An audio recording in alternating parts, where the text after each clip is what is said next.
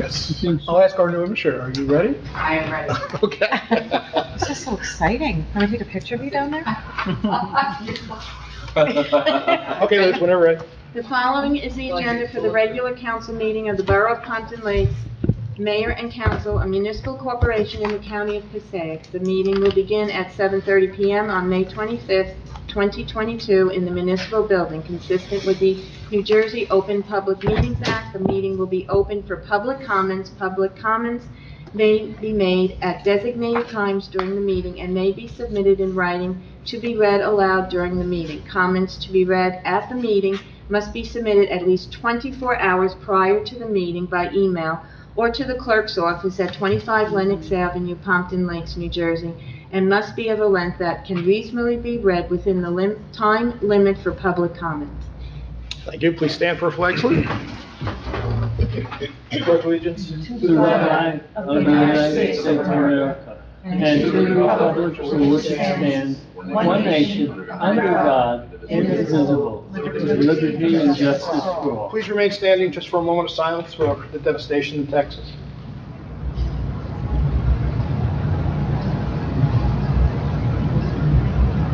Okay, thank you. Okay. In conformance with the Open Public Meeting Law, Public Law 1975, Chapter 231, adequate notice of this meeting setting forth the time, date, place, and purpose of this regular meeting through notice posted in the bulletin board in the municipal building, mailed to have requested and paid for same, and published in Suburban Trends. Roll call, please. Mayor Sarah. Here. Council President Polidori. Here. Councilman Bay. Here, Councilman Cruz. Here. Councilman Deline is excused. Yes. Councilwoman Kent. Here. Councilman Bennett. Here. With us this evening is our Borough Attorney, Mark Semeraro, and our Borough Administrator, Paula Cosarelli. Okay, thank you. It's always fun to give a proclamation, and this is a very honored and needed proclamation for the time that's been put in. So I'm going to ask the Geelocks to come up forward. I've known the Geelocks a very long time, and I can tell you they've always been involved in town from day one. So why don't you guys come up here, I'm going to read the proclamation, and some people want to say some nice things. Whereas the Pompton Lakes Education Foundation was formed in 2012 in an effort to enrich and enhance the quality of education in Pompton Lakes. Pompton Lakes Education Foundation partners with the school district to engage community support, educate for persons and future generations, and raise funds for academic incentives. Diane Helock was the founder president of the Pompton Lakes Education Foundation, continued to volunteer as the president over the past 10 years, and has recently announced she will be stepping down. During her tenure as president of the foundation, Diane Helock tirelessly worked and raised over $259,000 towards teachers' grants, enrichment programs, and educational resources for technology. During the past 10 years, Diane Helock organized and prompted fundraising events to achieve the objectives set forth with Pompton Lakes Education Foundation. The Borough of Pompton Lake acknowledges Diane Helock for her guidance and leadership and hard work in this endeavor. Now, therefore, I, Michael Sarah, Mayor of the Borough of Pompton Lakes, do hereby proclaim that Diane Helock Day as of Wednesday, May 25th, 2022. Wow.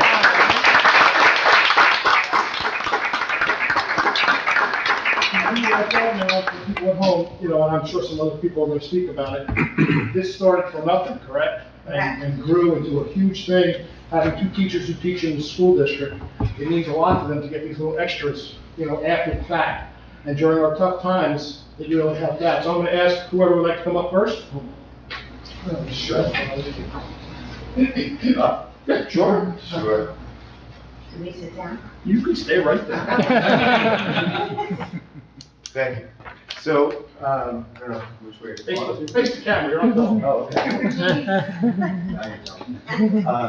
So yeah, 10 years ago, what was really fantastic was that Diane, who I didn't know as well at the time, said, well, I want to start something in this town, and other towns seem to be doing. And it's the absolute epitome of pay it forward.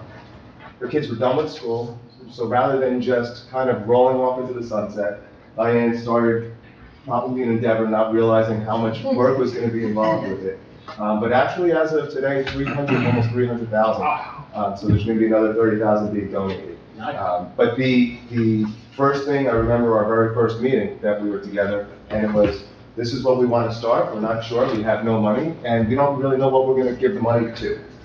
So then met with the board to find out what initiative we should do, and it was determined to do technology and some mini grants for the teachers. And my wife being a teacher, and my kids going to school here, it was just something where I also wanted to be part of it to pay it forward, as Diane has done. And she's been a role model for anybody that comes through these school districts in any town, much less Pompton Lakes that we see.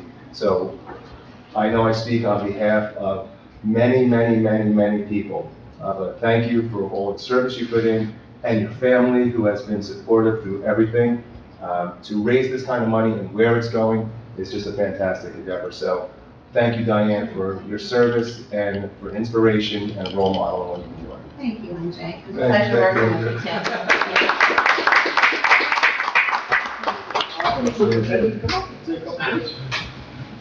you too. Just want to thank the mayor and council for recognizing Diane for her work on the foundation. The idea of an Ed Foundation was an idea for many, many years in Pompton Lakes. Everyone who we talked to was in favor of the idea. It's like, who wouldn't be in favor of a foundation, a nonprofit to support students and teachers and the school system? But ideas remain ideas unless someone can make it a reality, and that seemed to be the problem. We didn't have that someone, and Diane, and probably only Diane, was able to take an idea and make it truly not only a reality, but something that will be a legacy of hers as it continues. Almost $300,000 raised, countless fundraisers, community connections, a lot of fun along the way, but a tremendous amount of hard work, pure volunteerism. She loves the school system. She was a great parent, PTA, athletic booster supporter. When her kids were in school, 99.9% of parents, when their kids graduate, take a step back. Diane wanted to stay involved, give back. It is the ultimate pay it forward. The Education Foundation is established, it's recognized, it's successful, and it embodies the beauty and the wonder of Pompton Lakes, the community, and the school district. I've said it to you many, many times. Thank you, thank you, thank you.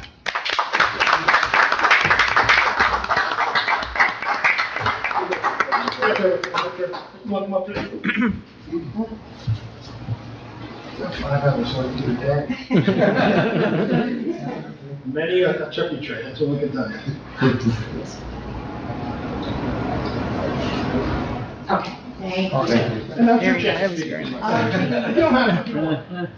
Well, thank you very much. I appreciate everybody's support through the years. I know you're probably tired of seeing my posts on Facebook and advertising all of our different events, but, without everyone coming out and supporting the things that we've run, we wouldn't have been able to raise this much money.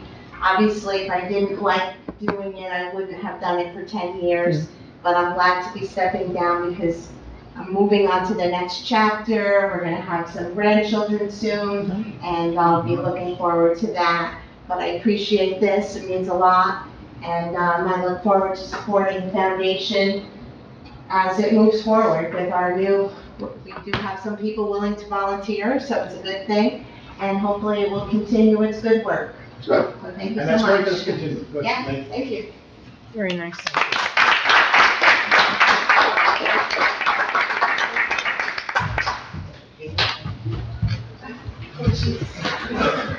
Okay, you guys can leave, or you can stay for the whole meeting, it's your choice. That goes for you too, Mr. Henry. I can leave? If you'd like, I'm just letting you know that. I get rid of me already. Okay, can I have a motion to open the meeting for public comments? Motion. Council President Polidori, Councilman Bennett.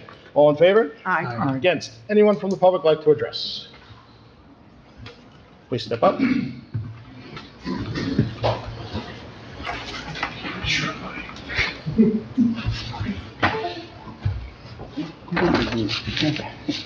David Farnick, 107 Federal Hill Road.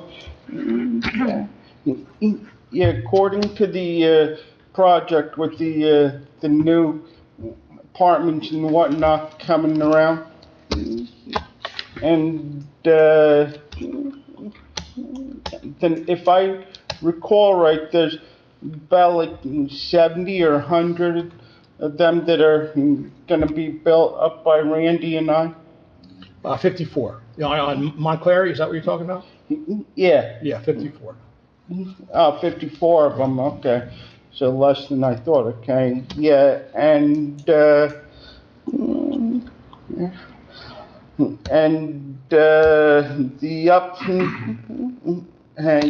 other thing, up in my area, I'll give you the address later.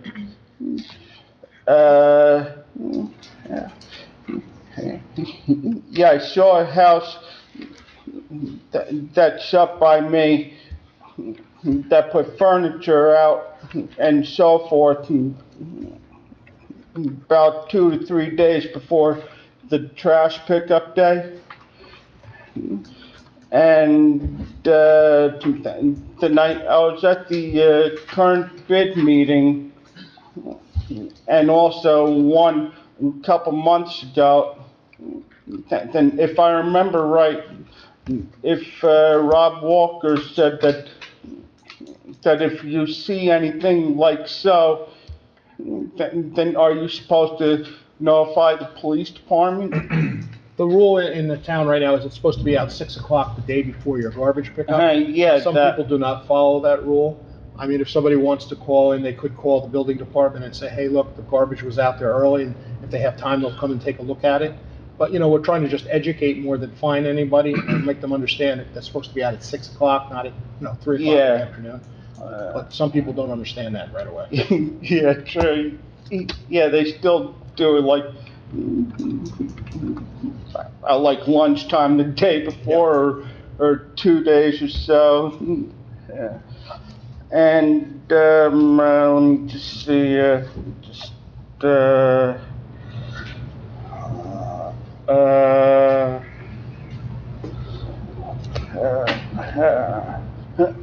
All right, yes, so that's it for this round. The good stuff will be coming later. Thank you. Anyone else from the public like to address? Please step up. Randy Hinton, 443 Montclair Ave. You just mentioned 54 units, where is that being? Montclair, it's proposed, it's not. Montclair Avenue back against the tracks where the golf place where the new garages are, in that area over there. Oh, off of Broad Street, you mean? Broad Street, yeah. They call it the Montclair Project, that's what it's gonna be called. All right, that's where the guy's been slowly filling in the, Backs up to the tracks. yeah, the wetland there. He's slowly been I don't filling know in anything through about the filling in a years. wetland, but if it's the property that has the new garages, that's the one. Well, the new garages, that's a separate project. That's on Montclair Ave. Right, but then it's the That's- building right next to it. I don't know, I'd have to come to a meeting, I guess, and find out what's going on. The last time I was here, 2 weeks ago, I mentioned about all the logs down at Joe Grill Field I know we have 3 retirees and 4 working people. In that 2-week time period, has anybody gone down to take a look at that? Yeah, Any plan on that? I don't, do you know? I did, we're gonna contact, Power Tree Service that we have a contract with, to take a look and remove. See what we can do about removing them? Right, see what we. We're glad you're here. Also, just to, at Kevin's last meeting, thank Kevin, was down on Lincoln Avenue. Recently, JCP&L took trees down, ash trees, on the south end of Lincoln Ave towards the MUA. And there's a whole bunch of ash in there that need to be removed. But I don't think we're gonna touch them because they're in the woods and they'll be nesting for owls and other birds and woodpeckers. So, driving down there, that part of Lincoln Ave did a real nice job on it. So I wanna Yeah, on the pavement, you mean? thank, yeah, thank Kevin on the last big project he had. Yep. Before he retired. Lincoln Ave is really nice. So, thank you. All right, thank you. Anyone else from the public like to address? Seeing no one, can I have a motion to close the public session? So moved. Councilman Begg, Council President Polidori, all in favor? Aye. Against? Motion to approve the following minutes, regular meeting minutes, May 11th, 2022. Can I have a motion? Motion? Councilman Kent, Councilwoman Kent, I'm sorry. Can I have a second? Second. Councilman Begg, all in favor? Aye. Against? Bills and claims as listed below, can I have a motion? Motion. Council I have to President do the Polidori. resolution first. Is there a resolution? Oh, I'm sorry, go ahead. Resolution 22-166, resolution authorizing payment of bills in the amount of $3,781,393.47. And this is something that we're asked to add, so we're going to start adding that on every meeting. So did I have a motion? A motion to approve the list? Did anybody? You did? You said yes, sir? All right, I think it was Council President, and I have a second? Second. Councilman Begg, okay. Consent agenda, does anybody need anything removed? Yes. 171. 171, Liz. Anybody else? Okay. Whereas the mayor and council of the Borough of Pompton Lakes has reviewed the consent agenda consisting of various proposed resolutions, whereas the mayor and council of the Borough of Pompton Lakes does desire to move resolutions for individual action from that agenda, now therefore be it resolved that the following resolutions on the consent agenda are hereby approved. Resolution 22-162 through 22-170. 22-171 is being removed. Okay, can I have a motion to approve the resolutions? Motion. Second. Councilman Venon, Councilman Cruz, all in favor? Aye. Against? All right, resolution 22-171. Resolution authorizing extraordinary unspecifiable service contract between the Borough of Pompton Lakes and Delisi Consulting LLC to provide technical redevelopment assistance for redevelopment projects carried out through the borough's redevelopment agency. You want to address that one, or you want to give it to the, that's the one with the LLC? Sure. So this resolution has been, I guess, proposed by me as a result of the individual that was initially selected for this position had subsequently decided that he wanted to have an LLC assume the position. And that he's obviously the sole person, he's still the same person that's going to be providing the services, but it's on an LLC for his own tax benefit or what have you. We took a look at it, we decided, and was the contract attached to this, Liz? The proposed form of contract? No. No, I don't Okay. think so, no. Okay. Was it? The contract sets forth the terms that are set forth in the resolution. It indicates that he is going to be working at the same hourly rate that he was previously discussed, $150 an hour. That he will not be working for more than 10 hours a week, but may work less than 10 hours a week depending on need. That he will not exceed $44,000 between now and the end of the year. The funds, the availability of funds have been certified. And then because I just can't help myself, I had to make it a little bit more formal than it was. So pay-to-play regulations are noticed in the resolution as well as in the contract, because it was not a full-blown, fair and open process. I guess the crux behind the initial appointment was that there was an invitation for proposals, and if my memory serves me correctly, there was limited interest. 2 or 3 individuals initially expressed an interest, but he was the only one that ultimately followed up with the submission. Correct. To be awarded to actually be considered for the He was the position. only, yeah. Right. I know that I personally came across at some point in time through the process, I saw the resume of this individual. He had experience with the city of Jersey City, and I know that he was interviewed by, I guess, you, Mayor? Mayor, Kevin. And Kevin, okay. Redevelopment Okay. person. So I added a whole lot of formality to it, but I guess the crux was the fact that he wanted to go from his individual capacity to an LLC. And then the more I got into it, the more I saw, let's spell it more out in the resolution and in ultimately the contract. And that's what we have. All right, so I did have a few questions then. This is coming up again. The last time it came up, we weren't given the information, and now it's back, and I guess the contract wasn't attached, and we haven't discussed it since the last resolution. So extraordinary unspecifiable services, is that the difference from not having enough responses to a request for proposal? No. So the local public contracts law, which is the body of law that regulates all the contracts and purchasing that a borough or a public entity does, has, under certain circumstances, and I guess you'd say it's probably more the rule than the exception. When you're dealing with a threshold, a monetary threshold over a certain level, and that level varies as to whether or not you have a QPA or a non-QPA purchasing agent. If it's a QPA, then the threshold's higher because that person received training and is designated by the state in order to follow the regulations and protocol for purchasing contracts. I think the QPA threshold is $44,000, correct, Kevin? And Paul, right, so $44,000. And if it's not a QPA, it's 17.5? 17.5, yes. Okay. That's the norm. And then there are exceptions.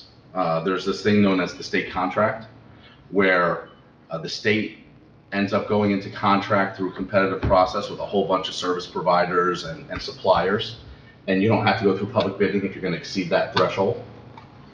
There are these things known as cooperative purchasing agencies, which kind of do the same thing. They have to do a competitive process. A public entity such as